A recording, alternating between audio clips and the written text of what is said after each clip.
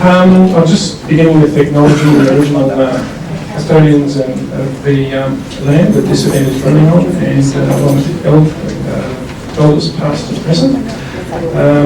And we're running a little bit behind time, so I won't do a long-winded introduction, but we're very fortunate to have Joyce McSwan, who will be talking about pain management with us this morning, and she's going to go through a bit of a presentation on some case studies, which are very interesting. Thank you, Joyce. Yeah, good. Thank you for having me. Awesome. All right. A couple of familiar faces from past conferences, so that's nice to see. Thanks for having me. This is a very passionate topic of mine. I've been in the persistent pain space now for probably about 7 years. Before that, I always was been in the clinical pharmacy field, actually, which kind of led me to some curious considerations, curious questions that I asked myself in practice when I was constantly faced with just persistent pain as a question, as an area of interest. And so I've kind of since developed my own career into an area of more clinical pathway creation, and particularly in the primary health, which is where my expert skills lie, and obviously more project managing these days than anything, but certainly I love my clinicals, and every day I'm still face to face with patients. So I come under at the moment, I wear many different hats, but certainly today come under the primary healthcare network, which is the old Medicare locals. Just to give a bit of background to that, Medicare locals finished about 12 months ago, and it got renamed as Primary Health Network, which is why you've got and each sort of individual area has its jurisdiction, so to speak.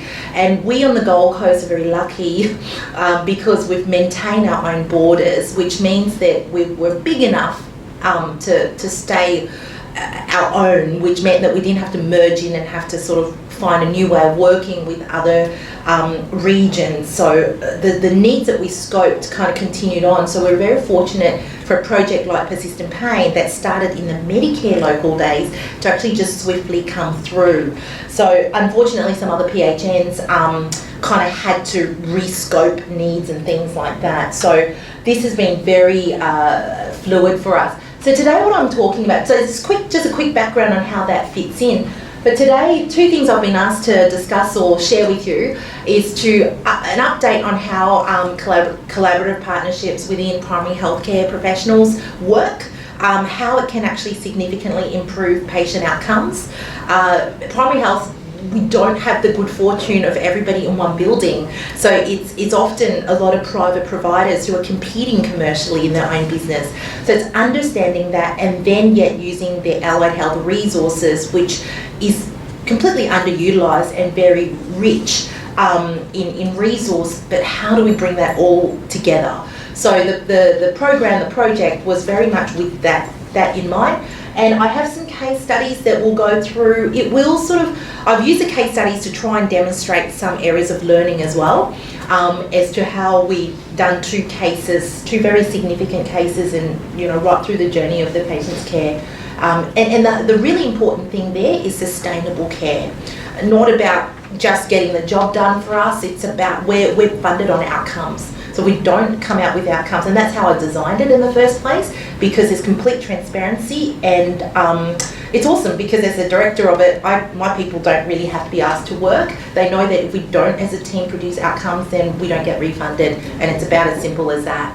So it's working on the edge all the time, but it's quite exciting. Just to set a bit of a landscape for you, persistent pain, as you will probably all agree, is a very urgent situation. 1 in 5 Australians will suffer chronic pain in their lifetime. It's likely to increase. It is rising also in 1 in 3 Australians, which basically tops it on the list at the moment. If you're 1 in 3, you're kind of making it on the top 1 or 2, 3 chart. And musculoskeletal conditions and chronic pain, they're separately categorised, but they are the top 2. So you could very well say that really it's the second greatest national healthcare burden. Unfortunately, when I started the work, it was actually the National Pain Strategy. If you could read a document that didn't put you to sleep, I assure you that is one. I was grabbed from the minute I read the little foreword that was written by Professor Michael Cousins. It was very inspiring, and it actually propelled a lot of my work. Just from that document, I must say, it's either you could conclude that I don't have a life, or that it really is an inspiring document. Very simple to understand, and what was alarming was it was the first time, I went into the game thinking that I was all behind, but I realised in 2010 that we only just began. So as a country, and many countries around the 2009-10 year, kind of got together and started to have a national, their own strategy.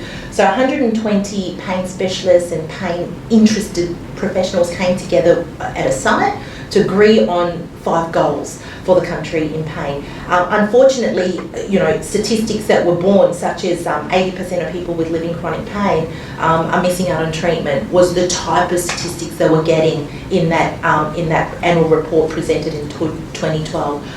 So it was kind of exciting in a way for me too to think that, wow, there's so much we can do. We're still at the infancy of it, although we have certainly progressed. Some of the other statistics which are really quite alarming: 1 in 5 chronic pain will suffer depression or mood disorders. There's 21% suicides in Australia. There's probably more unreported. The risk of suicide is twice as high in people who have chronic pain. Currently, right now, I've got 2 fairly high-risk cases verging on that. So obviously we have to reach out to our allied health partners for that. This is very interesting as to what you and I are paying. In the labour force, there was in 2003, the most common chronic pain conditions that we're managing is back pain and arthritis. They are not conditions that live in a hospital. You'll agree that they're common conditions that live within the community, and they are where the derail can happen a lot of the times when they're not early intervened, when health literacy is poor. If those patients stopped work around the 45 to 64-year-old age group, so your disability pensions, and if they only earn an income less of a quarter of what is an average income, what will happen is that basically it's forced retirement. It'll cost us a whole heap of cash, and unfortunately it's poverty for these persons. So when we say outcomes are important, our outcomes is not just about being pain-free or pain, intensity reduction. Our outcomes is very much about trying to stimulate some return to some engagement in the working field as well. No matter how small, whether it's voluntary-based as a beginning or building up from there. So that is very important within our program. The other interesting thing was you never think about morbid presentism. I really like the word. You're present, but you're not. So for a forklift driver, for a bus driver, you might be not feeling that great, holding some high-risk jobs, and you're there, but you're not. And that's what they call morbid presentism, which I think is I kind of wanted to allude to that because I thought it was a pretty cool word. But we never think of that whole, pain experience while performing at work and underperforming as a result or at risk. So that's also a very real thing. Couple of other quick stats which I think are important. 10% of less than 10% of people with chronic pain gain access to less than one effective care. When it's all the spits and spurts and bring that all together, it actually equates to less than one effective care. 80% of people could be treated if there were sufficient access to pain services. There is definitely still a lack of resource there. Unfortunately, most pain services are greater than 12 months wait list, usually, and there's about 40 centres only in Australia.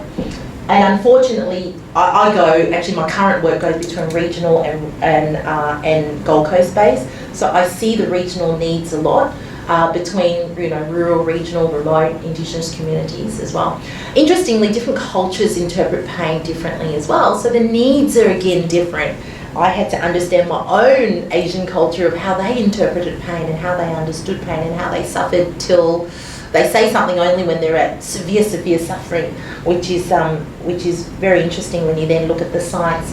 I want to just share with you, before we get too clinical, about how collaborating works in terms of our program. I am going to start with just looking at how our pathway works and just building a bit from there, so you kind of get an understanding of how primary health, this program has been designed to incorporate primary health. So our whole idea for the program was to collaborate with Allied Health and the team, creating mobile MDT type systems for better health access. Because if we have better health access, the health economics tends to improve. So the 6 keys was improving health literacy in understanding persistent pain. That is significant, because without getting why you would want to treat it like a chronic condition, you don't engage very well with treatment. Improving self-management skills is also important, because living despite pain, having a quality of life despite some pain, is critical. Improving primary healthcare service utilisation. Like I said, there's a lot of good rich resource. We've had to go out and hunt them out, and to really try and stimulate that within the community and see who is there. There's actually a lot of good resource. It was a matter of finding those people and explaining how they will work within a collaboration pathway. Group education, and I'm not sure whether you guys do group education here or not, or have that experience, but I'm sure there'd be parts of it that you do. We find, and the statistics certainly shows, that the group education model works extremely well. The statistics on outcomes improvement, there's something special in groups, and we call it our group neurons. Our group neurons get switched on. It's that whole camaraderie, it's that whole belonging. Removing isolation simply does everything, you know, apart from the psychosocial needs, but it also improves sleep, will you believe it? So our sleep specialists are very pro-group education, so part of our resources is spent doing that. The other thing is we do provide individualised care, so very flexible. Not everybody's appropriate for group, so we also have their individualised case management, case planning, case navigation. We will and do work very nicely with the hospital departments. We do have currently on the Gold Coast the Interdisciplinary Persistent Pain Centre, they're called, at the Gold Coast University Hospital. It is Robina based. They were under a fair bit of load because of resources, but they're a wonderful partner. We've had to build those relationships, but we do inter-refer. A lot of their waitlist situation was Category 2 and 3 patients whom they weren't really honestly going to see very much of, because the resource of the pain specialist was very much in a Category 1 field. So Cat 1 is where there is an urgent need for intervention. The rest of the burden of, you think of the back pain and arthritis, not many of them really, as an ongoing chronic care management, would need intervention, and if that, or ongoing intervention, and if that, sometimes the intervention will fail them in their care. So we've partnered up very nicely with, you know, ER and orthopedics and neuro, and that's been a 3-year making friends type of exercise, and it's been a matter of just literally getting in there and making friends and getting each other's support on that. I'm going to show you roughly the pathway in sort of nice pictures. The GP generally, when I say GP actually, now it's more any clinician, identifies a patient who needs persistent pain. The numbers there are really merely just for the doctors, really, their claim numbers, and stimulating them to know how to use the MBS system. But what happens is once they refer in, it's triaged at our end, and there's a phone call, there's an introductory service, just for us to understand that they're definitely meeting the eligibility criteria. Then the patient is certainly streamed into their expert education forums. So they get almost like a workshop list of when the next one is on, and they're registered into that automatically. Now, from that process as well, we will see them individually to then plan their care which is on this other side. And this is when the MDT system starts. We don't overwhelm them, so we have to be very careful about how excited we get in terms of offering this, that and the other, because it's not about what we think is important, it's about what our patient thinks it's priority to them as well.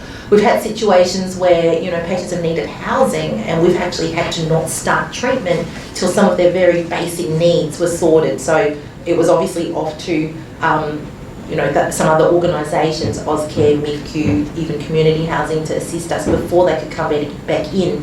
There is no order to this. However, what we tend to do to make sure our resources are well utilised is we use what's available on the Medicare system first, and then we top up the funding from our brokerage funding on the rest. So that then this is what we call a mixed funding model then. Because every patient is allowed actually quite a bit on Medicare, but they sometimes don't know how to access it. So for example, they can have a visit from a consultant pharmacist. Now we have recruited consultant pharmacists who work alongside us, who are skilled specifically in other things, but including pain. So we've been quite particular about making sure that each individual of our allied health kind of get the consistency of the same messaging. That has been critical.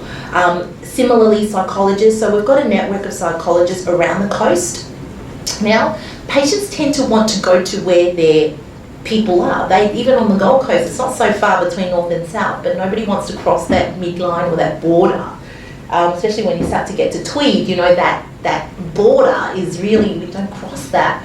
So it's really important to localise care when you're thinking about primary health care partnerships as well. So more friends to make, consequently. So the psychologists, obviously we use some of their mental health services available to them. It's actually quite generous. So the government does get 10 services to the patient. And you know, remembering that they're also coming to group education and remembering that everything's consistent. So the utilisation of the resources on this side with the allied health is very efficient, consequently. The handover's quite smooth, usually. Then we bring on, obviously, our physios and ex-phys and OTs and dietetics, all the as they need. Not everybody needs everyone, but as they need. Now, we do have, like I said, brokerage funding, so we then top up what then the patients need within that 12-month period. The whole idea is if we dissolve, if things, remember the word sustainability, if this falls to a part and we go, which we will eventually because, you know, 12 months engagement, the patient is self-managed and we're outcomes driven, so we have to get them to that point. They have their team. Their team is based locally in their environment. So then if they have their team, then they don't keep bouncing urgently. I'm sure they will have instances where they need to, but they don't bounce in urgently into the public space all the time. Yeah, any questions on that? That's kind of roughly the pathway we've created. It's actually a bit of a no-brainer, actually. There's no magic in it except for just lots of good organisation, lots of good consistency. There are some really ground rules in primary healthcare modelling, and a lot of time is actually spent in communication, the age-old communication amongst everyone, and being very fluid about that. Certainly what is kind of nice, this is the only model that provides some extra funding for patients to get the allied health care. I mean, allied health are critical in this space because it's about a multimodal type of care rather than any one isolated thing. We operate on 2 forms. That is all. We don't do huge, 2 forms meaning 2 referral forms. Of course, we've got our own clinical documentation, but it's to try and streamline and simplify. Okay, so just to give you a quick look, what does the patient really get? They get a 6-month pain education program, which we've named Turning Pain into Gain. They meet others, they make friends, they improve their health literacy, they become basically better self-managers. It's a 2-hour time slot only, so it's what we, each month. So it's what we call, there are different, when we talk pain programs come in different intensities. there's no comparative, there's a rough guidelines about how many hours makes a program, but it's anywhere from, 8 to 20 as a very broad guide. In our case, we find that our expert presenters come in through a range of different topics, very holistic.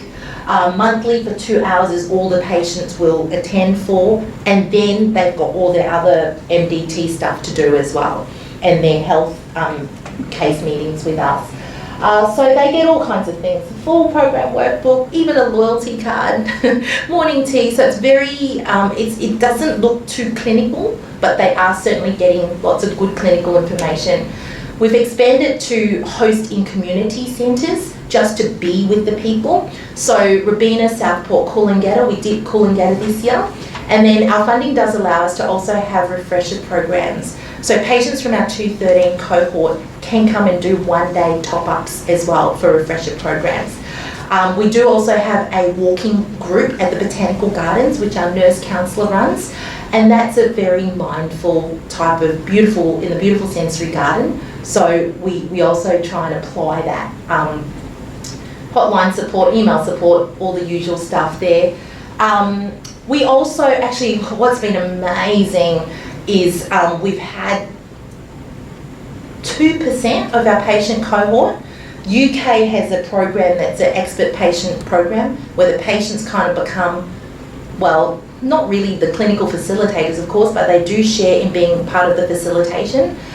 So we have 2% of our, the UK run on a 1% outcome. We actually managed to get 2% of our patients to become the expert patients. So they've gone on ahead and they're just so awesome. They've started their own patient support group, and they come and support us at the actual clinical program also. So it's all, these little things do matter in building a primary healthcare initiative program. Now, here's just a couple of pictures about, obviously, our interdisciplinary care approach and how we all reinforce knowledge, the learning, keeping it consistent, that's critical. And we've got the funding for extra services. That's a physio up the top. Ruth, the nurse counsellor, she's mindfulness trained, and she's EFT trained. So certainly we don't replace a psychologist. We might introduce a person into being comfortable to then be handed over to a community-based psychologist. And we are on board for 12 months with them. Now, just a couple of quick results. In the first year, we started with 48 participants. They were mainly sourced out of the hospital wait list, the category 2 and 3 wait list. Most of them had an average time of pain with 12.5 years with no pain program experience whatsoever. So never been in a pain program. We decided to measure head-to-head with what a pain clinic would measure, just to make sure that we were, doing the right thing, and if we think we're okay, that we are actually truly meeting our outcomes. So we use the PSEQ measures, which is a pain self-efficacy measure that was devised out of Rural North Shore. It's an Australian validated tool for quality of life and confidence levels. And then we had our program evaluation surveys also. We ran 2 programs that year, and what we saw, which was very exciting, was a 1.1 in clinical significance. Usually anything above, 0.8 is really good. So it was very exciting to think that for 48 patients, we still, managed that. Of course, the test is what they do 12 months on. That's the test about, did it sustain? So actually some comments from them is they felt better equipped, more motivated, knowledgeable, empowered. They could self-manage their pain. As a result of participating in the program, they're more confident. So for patients experiencing chronic pain, their ability to self-manage was really important, so that they knew what ingredients to pick out of the cupboard when they needed it.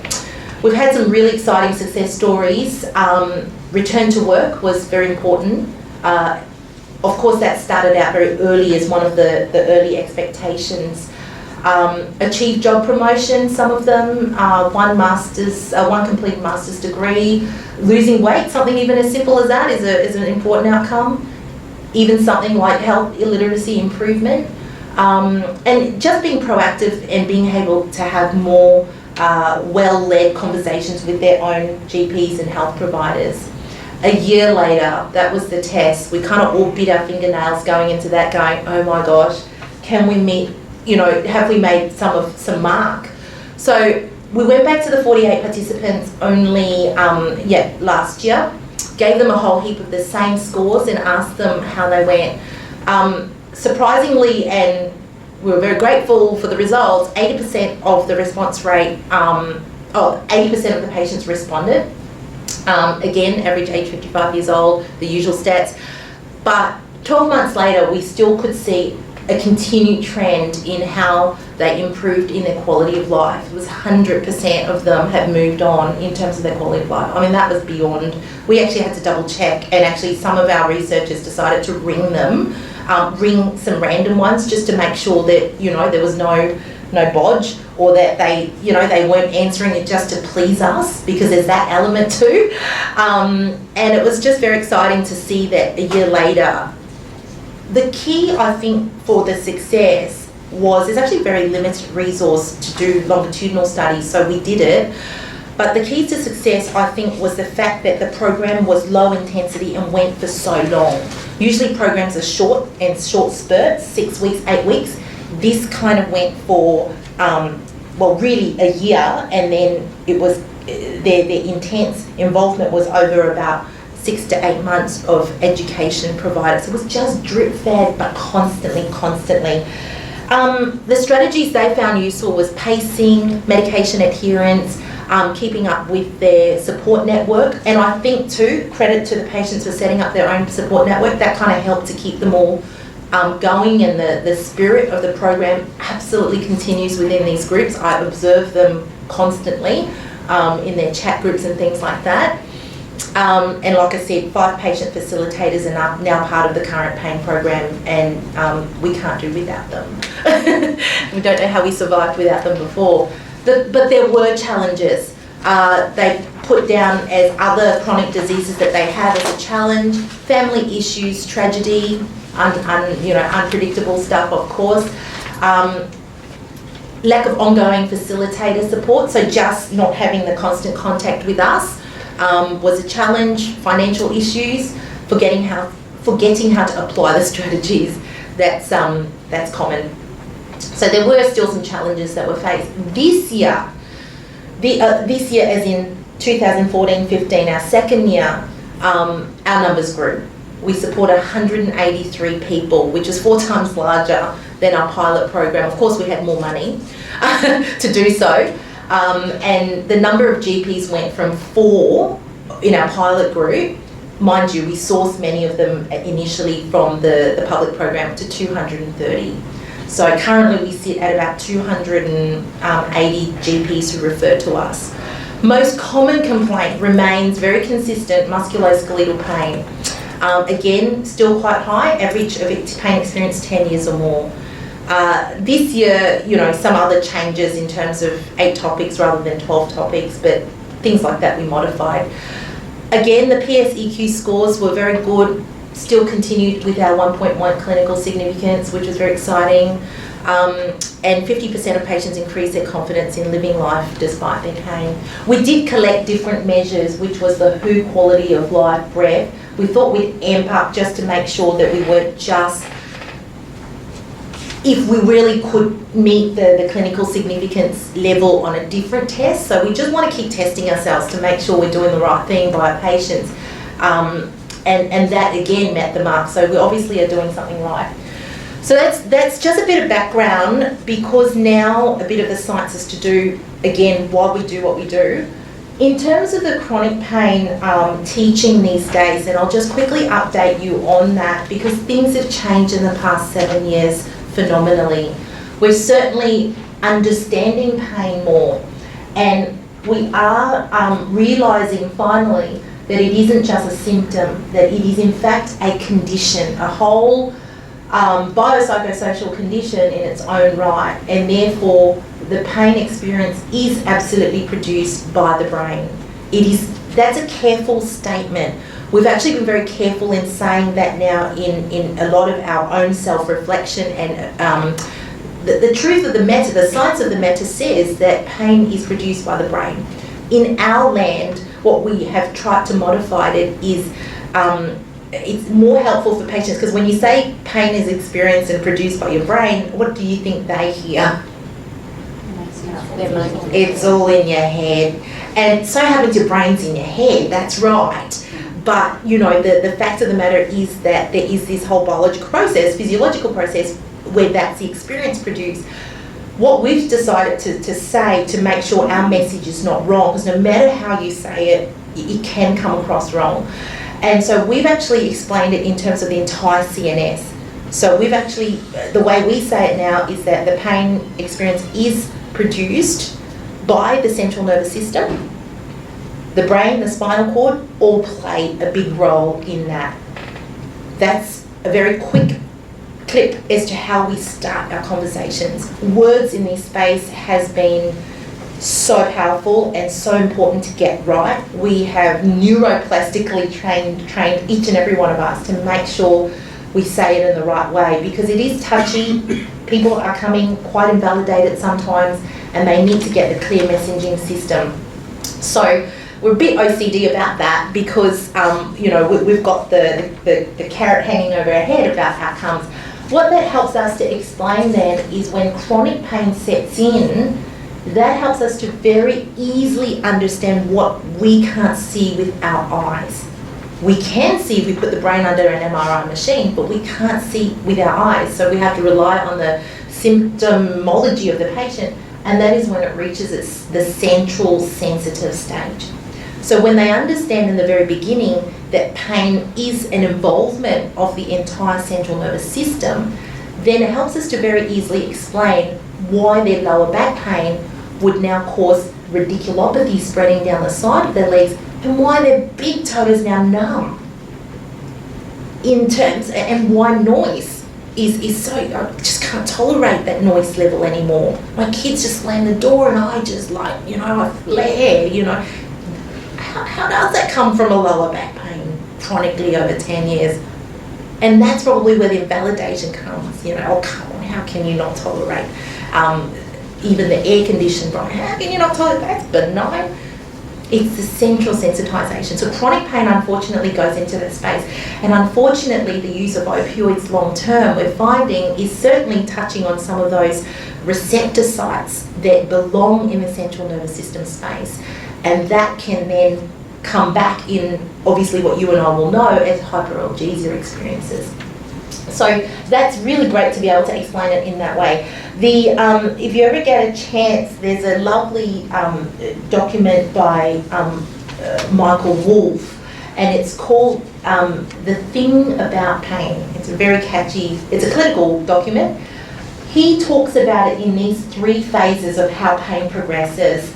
Firstly, the protective phase. Pain is a good thing, actually. It's great. I try, and when I say that to my patient, I try and dodge the clod that's going to come my way, because it's like, how can you say it's a good thing? If we didn't live with pain, what would happen? There would be no warning mechanism. You know, your big toe would fall off, and that's the problem with peripheral neuropathy, where you don't feel anything, and therefore things start to fall off and get necrotic before you even deal with it, and then it is damaged.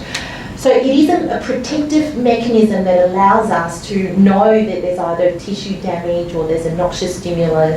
It's taking some of our attention. It's telling us to protect back. That's fine in an acute pain space. That's fine. We want to protect when we're acutely alarmed. However, as life goes on and as chronic pain progresses, or pain progresses to become chronic, you don't want to keep protecting.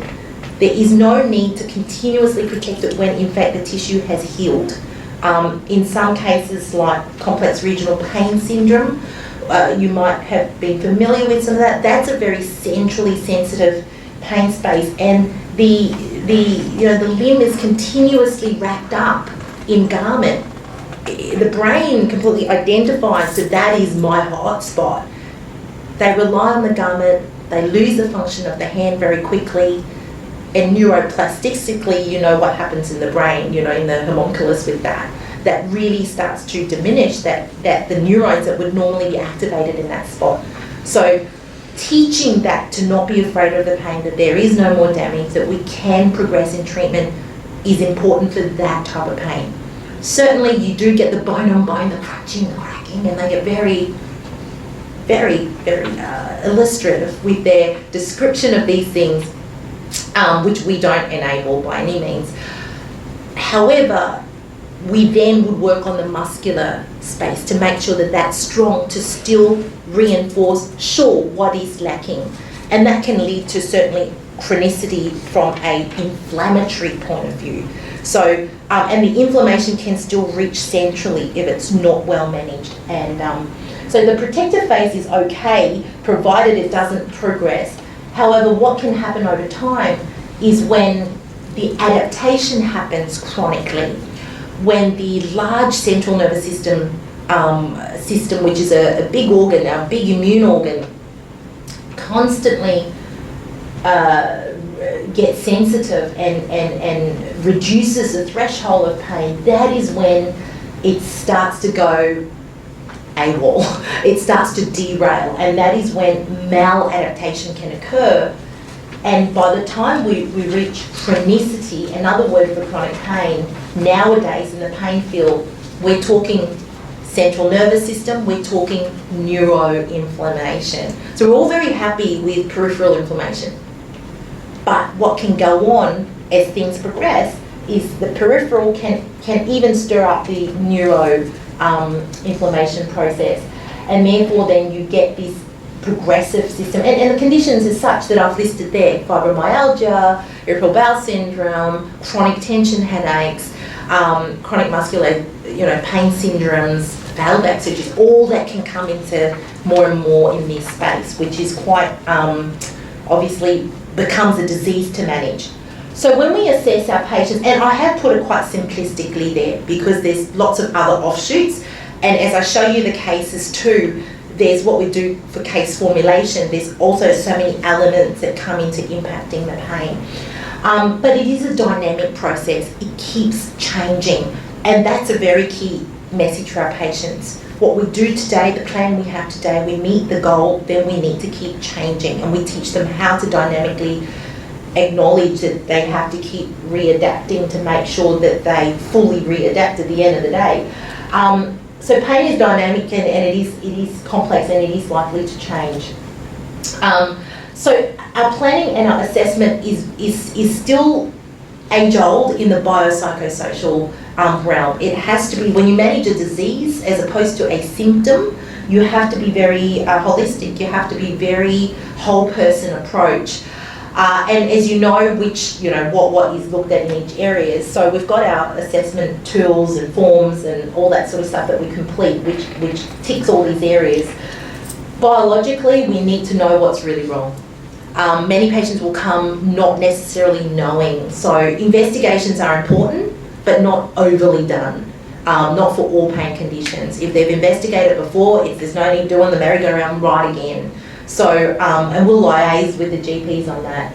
And it's really critical for the patients to understand what's really the problem and to understand why it's that way. That's ground rule number one.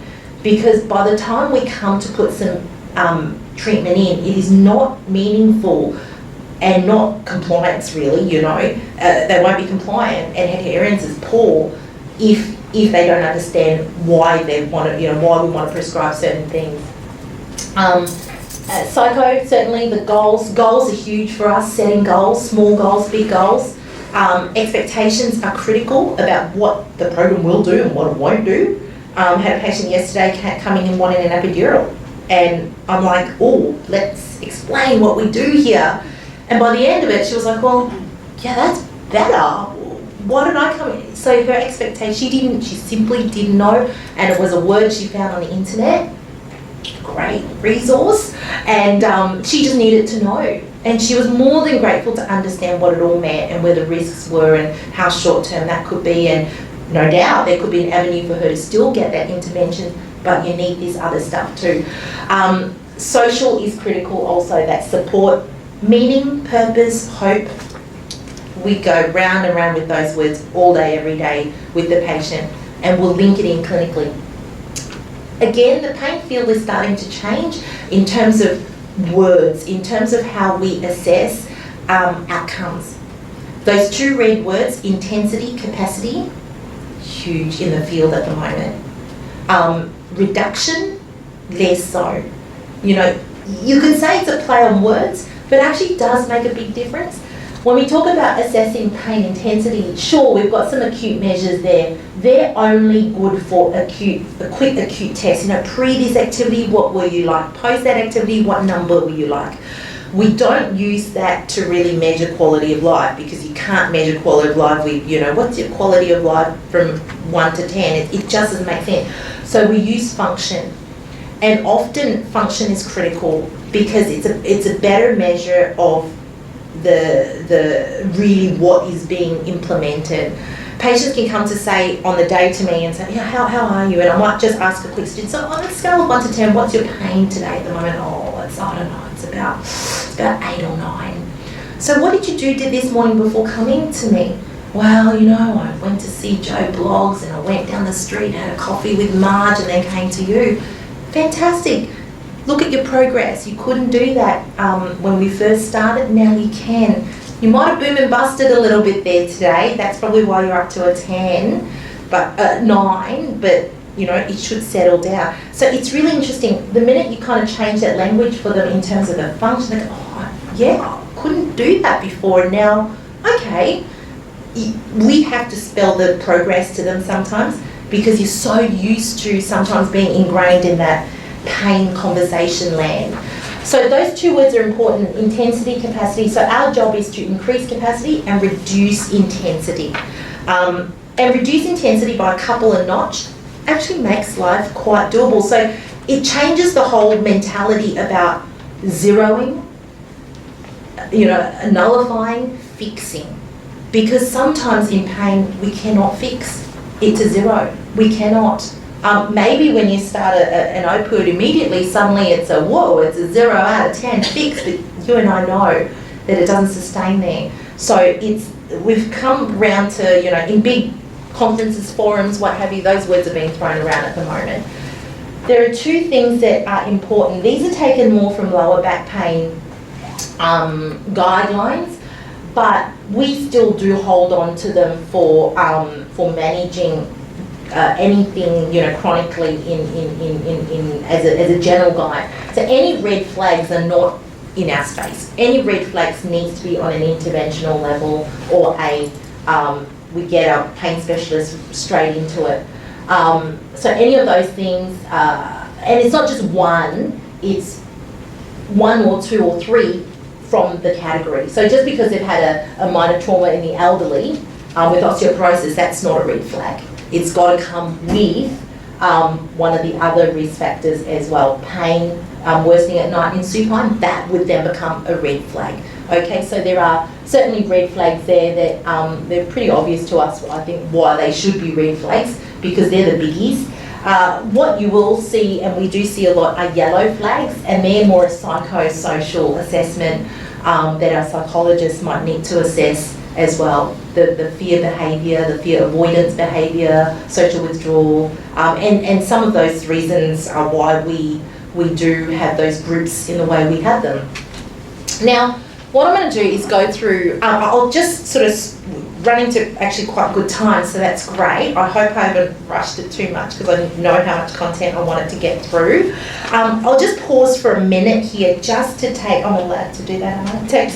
Take some questions before going into the cases, because the cases I'm going to demonstrate more ways of how we assess those individual patients, so it just feels a bit more real, sometimes theoretical. Are there any questions about the pathway, the science, no, everything all nice and clear there, all makes sense? Wonderful, okay, cool. So I've got 2 cases to share with you, and cases tend to sort of make it a bit more real. So 38-year-old single mother of 2, At the time we saw her, she was not working. She recently tried a part-time job at supermarket, but resulted in re-injury. While we want them to return to work, while there are appropriate times for that, there are also inappropriate times for that. And unfortunately, under the pressure of returning to work, she put herself under a lot of pressure to do so, and re-injured herself because she just really wasn't prepared or strong enough to do so. Her diagnosis was thoracic neuropathic pain radiating to her right arm with occasional headaches due to a workplace injury. So she had a slip and a fall and landed on her arm, and that was about 2 or 3 years it happened, and then we saw her. She had secondary depression to chronic pain, and she was osteopenic at 38. Concern. She was a frail little thing, really, too. Allergies, duloxetine, topiramate, venlafaxine, roxytomycin, a few allergies, intolerances. Some of the issues that she had, or the symptoms she complained of, was that she had an end of dose effect with Duragesic. So she was on, I don't know if I show you, sorry, just skip ahead. Yeah, so I'll show you this first. This is what she was taking at the time of seeing us. A couple of eyebrows raising, good. I want to see those eyebrows, they should be raising. Duragesic 100 mic patch every 3rd day. End at 10, 3 a day, 3 a night. Catapress half at night. Levlin, gabapentin 300 a night, Movicol 4 bowels, and Endone. And you can see there she was taking up to about 4 Movicols a week, and then Endone about 2 or 3 a day. So just add that obviously onto the opioid load. Now, what symptoms was she complaining of? Interestingly, with the drug Duragesic, it's a patch formulation with obviously release of 3 daily dosing. And what we find with that particular patch, which we don't find so much with things like Norseman, not that they're anything similar, is that with Duragesic you get this really short-lived time of when it kind of needs to build up, and then whether for tolerance reasons too, you then get the effect, and then you get a plummet by about day 2. You don't start to get the effect, and the longer they've had it, sometimes the less they have that effectiveness and the number of days. So she was living her life around the calendar. She literally brought her calendar out and went, no, I can't do it that day, can't do it. I'm like, why are there so many can't do days on your calendar? And she said, well, they're my patch change days. So she was essentially enslaved to the patch, what that allowed her to do. That was really quite interesting, and her calendar resorted to accommodate that. She was actually very drowsy, and increasing sensitivity to pain on putting on her clothes. So there were lots of garments she complained that she couldn't wear anymore. Certainly lack of motivation. At the time of seeing her, she was really just a couch potato. She wasn't an obese girl by any means, which was her saving grace. And unfortunately, one of her daughters was self-harming, and it was a, second generation issue for seeing the mother go through all of this unable to cope. She was getting into her puberty years, so that was really concerning as well. However, she had a tendency to buy supplements. As you can see, everything from high-end Fibroplex Plus powders to gummy bears that were on sale. So it's not, this is telling me I'm searching for help, I'm looking at other areas, I'm really wanting to help myself. This is her way of trying to say that. And when you look at that, where, hang on, I thought I circled some areas, maybe it comes up later. Really, the top 4 might be evidence-based stuff, the rest might not be. So there's actually a lot of cost involved here for this lady, and so obviously when our pharmacist then did a clinical review of all of this, she had to sip and sort and tell her what was needed and what wasn't. Her short-term goal, so we're very goal-oriented, her short-term goal, she said she wanted to pick up her son from school and help him with homework instead of sleeping. She needed to reassess her living arrangements. Okay, that's fine. So social needs, some good family needs. Her longer term goals was she wanted to have a part-time job. She wanted to participate and contribute in the son's home class activities at school. She was actually, before all this happened, she was really quite known to help out with the art and craft and the home economic side of things. She wanted to be a better role model for her children, especially a teenage daughter. So they were very good goals. So what do we do with her? She basically came in, started from ground zero up, needed to really understand the health literacy of pain. So had that, she participated in the education, slow, but the neuroplastic change of involving her in activity day to day. Flare-ups are normal. That was the whole endoning. The flare-ups came and she would endone. I think 2 to 3 was probably quite lenient. She would be more generous on herself than that sometimes because she'd run out of scripts before time. Not unusual situations that you sometimes hear of. Her degree of self-confidence was very poor. And so she needed a lot of psychological support there. Her functional capacity was also poor at the time and really needed a fair bit of MDT approach. When we started to draw up for her case formulation, so we literally drew these in circles for her in front of her. So sometimes what we do in showcasing a person's journey for them is we will do bubbles and we will kind of spell out to them where it has ended up in pain and what were the contributing factors leading up to it. A static life in front of the TV, so it's quite confronting. One failed attempt at work, did not think it was possible to return to work, so she thought that she'd never return to work. Treatment failure with a pain specialist. She'd seen 1 or 2 and they told them she couldn't, they told her she couldn't help, they couldn't help her. The Duragesic and endone was obviously participating in some of the pain management there. Her ex-partner was harassing her, 2 children to raise on her own. Poor diet, she didn't eat that well. She fed her kids but didn't eat that well. Diminished muscle tone, strength control, self-image, self-esteem. It was important to sort of show her that anywhere we started in this field was going to be progress. Mood changes, sleeping difficulties, anger, resentment, guilt, and then that ending up in suffering. So that type of case formulation we do draw for our patients as they spell out their life journey, because it's actually quite helpful for them. Some of them ask, even though we scribble all over the page, they actually ask for a copy. Can I have a copy of that because I get that? And then we come in with a different colour pen about where the treatment aspects are. So in her case, pharmacologically, we basically absolutely attack the duro in giving her some better pain relief, and actually we managed to reduce the dose and still give better pain relief around that. I'll show you how we did that. Now, just as a teaching part, we had to go through all of this in terms of making sure that we were meeting the universal, precautions of pain medicine. And to cut a long story short, the green bit is always important. Is it achieving analgesia? No point taking the most expensive drug on all earth is a drug that doesn't work.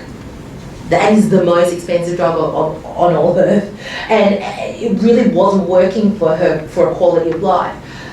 Was it helping her to have any activity as a result of the drug? No. Adverse effects, was it causing that? Yes, all the drowsiness.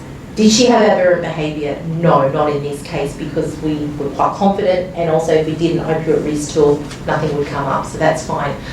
So consequently, we had a case to put towards her to make some change. Some of these things, and the osteopenia is concerning. That is one that is way under, endocrine monitoring is underdone in opioid measurements. I mean, you guys probably know that because you're in face with it all the time, but in the primary health, it's poorly understood. It's almost a surprise when I suggest a testosterone level. Sometimes because then when the level comes down low, then it's, well, what do I do now? Because on the PBS, you can't get testosterone gel or testosterone implants or injections, musculoskeletal or injections on the PBS for iatrogenic reasons. So this would class as an iatrogenic reason, so it would be very costly for the patient. So, but these monitoring areas are really important. I'd highlight the top one: thyroid, any of the hormonal things that are important, male, female, they're important to test, and most of them can't heal. Musculoskeletal health is compromised just even because of the first one with the endocrine compromise. Certainly for Amy, she was complaining of not being able to wear her clothes, so that was an indication that perhaps she'd been on the Duro for way too long and that there was hyperalgesia. So in this case, with her consent, it's always done with the consent, but the consent comes quite easy once they understand why we rotated her. And I do apologise, it's a bit blurry, it's literally snapped out of the therapeutic guidelines. But we calculated, all right, she's on 100, we're rotating her to a morphine equivalent. That's actually quite a lot.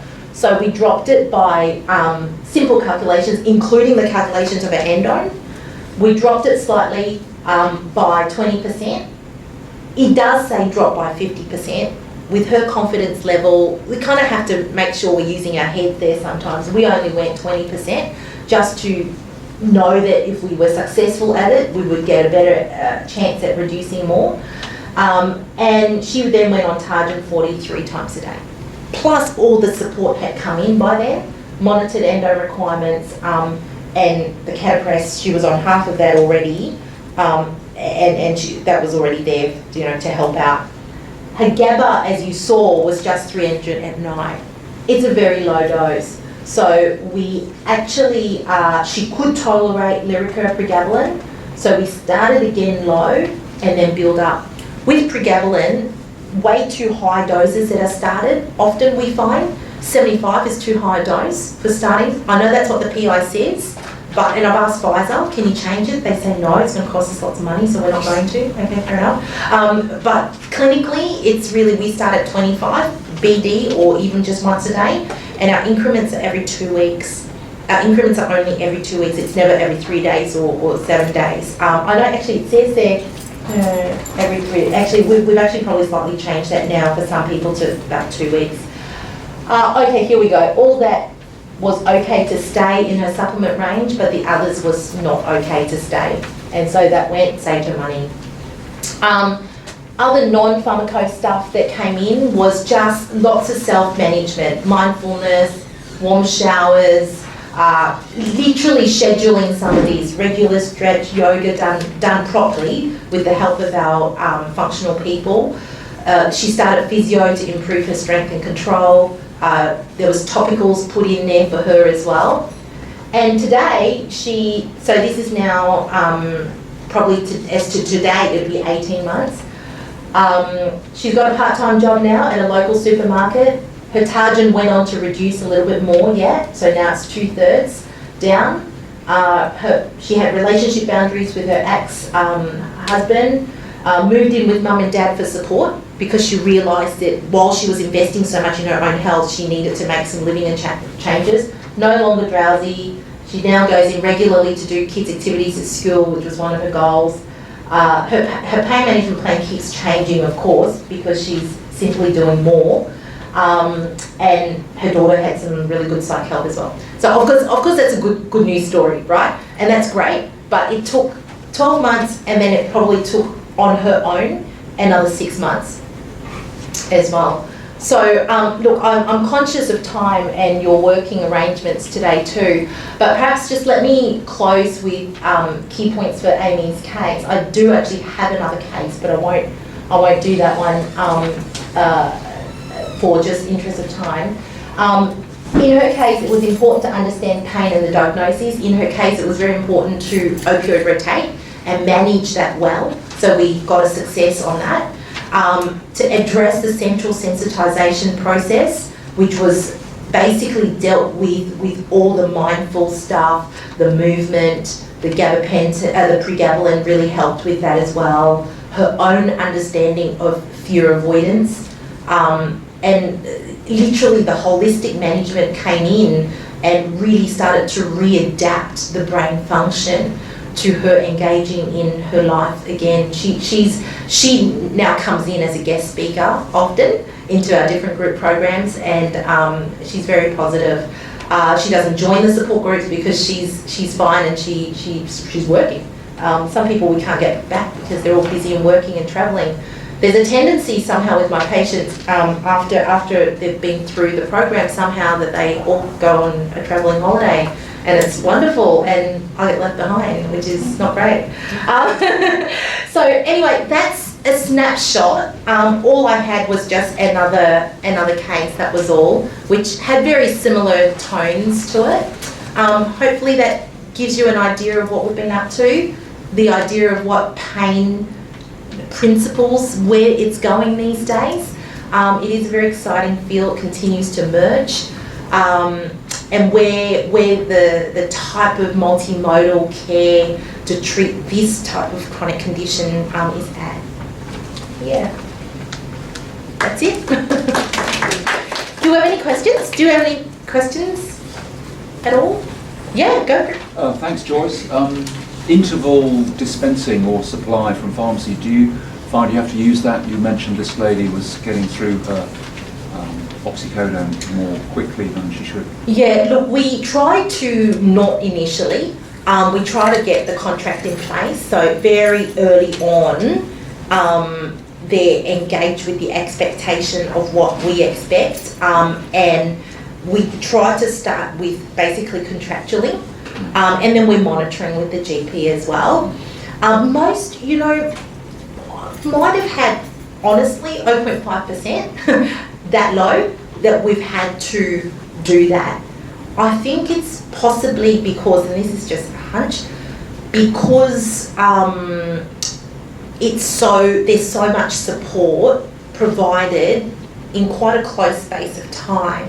So they do get that intensity of being involved with someone over that period of time. So they don't find that they need to do that. There are patients who will self-select off as well because they've got a huge dependency issue and they then need that more. And we do correspond with our local, Miami area. We actually work really closely with them, and it's worked quite well. So we tend to find that we get the all or the none in a way. Like I said, there has been very few patients who've needed that stage supply, because immediately once we rationalise their medication, which is very early what we do, we try to address the pain well with proper long options, sustainable options. Then we don't get that overuse issue of the inappropriate short-term usage. One of the hard ones is the over-the-counter, whatever Nurofen Pluses, and don't mean to name brands, but they're out there, the Nurofen Pluses, the Panadine over-the-counter, and still the GPs are prescribing, Panadine 4 on the 240 bucket loads. The evidence is zero, and we will challenge that. So, but in a way, we're probably a little bit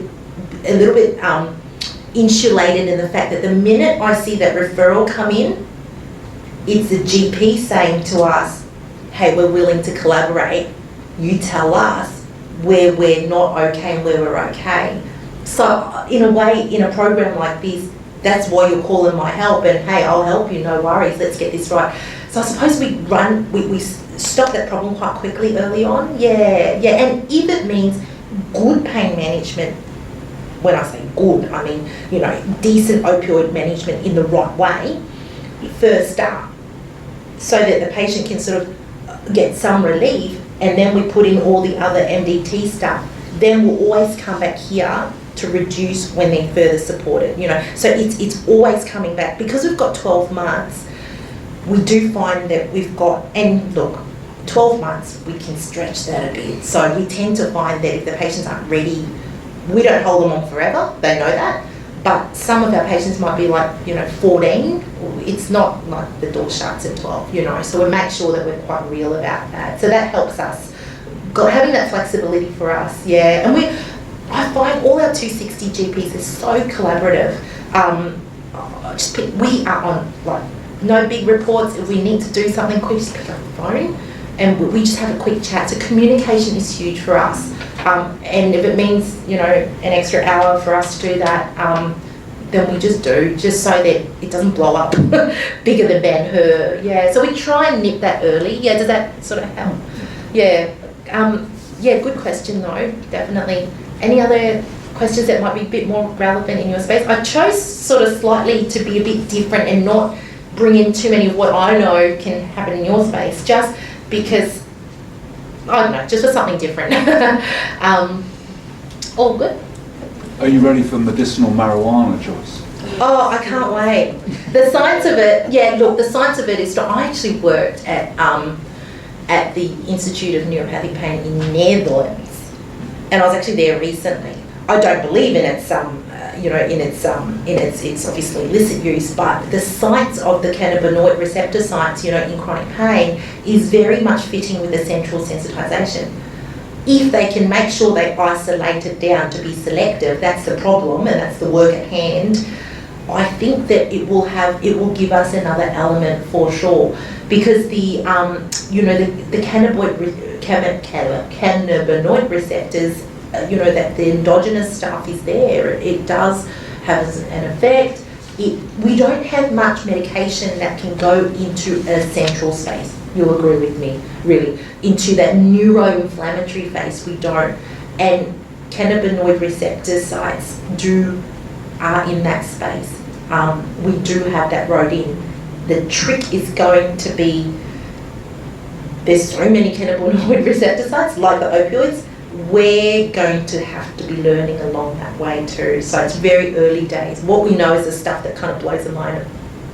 We don't want that effect. We just want the stuff that's very isolated to go to where we need it to go to reduce the inflammation, the neuroinflammation. That and that, if we can clip that together, we can help to centrally desensitize from a pharmacological way. That would be a happy day, an exciting day. They're also working on nanotechnology in South Australia, where they're actually sending, electronic bugs that you swallow like a pill to sites, opioid receptor sites, or the blood-brain barrier site. Crazy stuff. Professor Mark Hutchinson has got a wonderful and huge centre down there working through what is quite space age to me, but he's been a lot behind some of that whole neuroinflammation type of way of looking at pain, and again revealing too what our opioids are sometimes doing in that space negatively. So new receptor sites are being explained every day for us to understand how, by traditionally going down our opioid route, which is admittedly all we've had, since the 1960s, we try and change that. Yeah, there's still, the MDT system is helping us to distract and divert that somewhat, and sometimes fixing it for some cases, However, there is a core group who are very challenged, and that's when high-end pharmacology like that would be very exciting. Yeah, we are seeing some ketamine type infusions going on. They're circuit breaking and reducing doses of opioids. They're helping us to be able to do that to a certain level, but the protocols are not that set. There's so many different protocols. The guy who's really doing it quite well, as far as I know, and has the tests and the trials, is the neurologist in the PA in Sydney, Arun Agarwal. He's a neurologist and pain specialist, and he's a bit of a advocate of the ketamine protocol, and they've been doing low dose infusions over periods of a week, 2 weeks. It's been working well. Yeah, what that's been helping is reducing opioid use, like slashing it, and then circuit breaking. The NMDA pathway has been helpful, but again, we don't have much in the space of NMDA apart from methadone, which has its own pharmacokinetic issues. So it's always one in, one out in how we exchange and think about the pharmacology. That's why the importance of the MDT system. Yeah, that can't be, that has a lot of good holding. We have changed lives with having that clicked into place. Yeah, so yeah, that's where we're at. Lovely. Thank you for the opportunity to share and for being so intent. Thanks, Joyce. Can we just finish on